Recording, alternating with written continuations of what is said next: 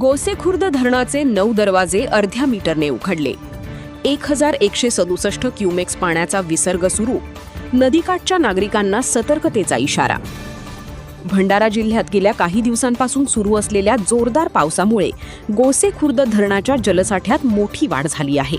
परिणामी धरणाचे 9 दरवाजे हे अर्ध्या मीटरने उघडून धरणातून 1167 क्युमेक्स पाण्याचा विसर्ग सुरू करण्यात आला आहे. धरणातून मोठ्या प्रमाणात पाणी सोडण्यात येत असल्याने नदीच्या पाणी पातळीत वाढ होण्याची शक्यता लक्षात घेऊन प्रशासनाने नदीकाठच्या गावांतील नागरिकांना सतर्क राहण्याचे आवाहन केले आहे.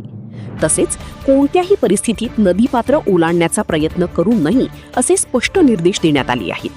याशिवाय नदीकाठील शेतकरी, मच्छीमार तसेच नागरिकांनी नदीच्या परिसरात जाणे टाळावे आणि स्थानिक प्रशासन व आपत्ती व्यवस्थापन विभागाच्या सूचनांचे पालन करावे असे आवाहन करण्यात आले आहे.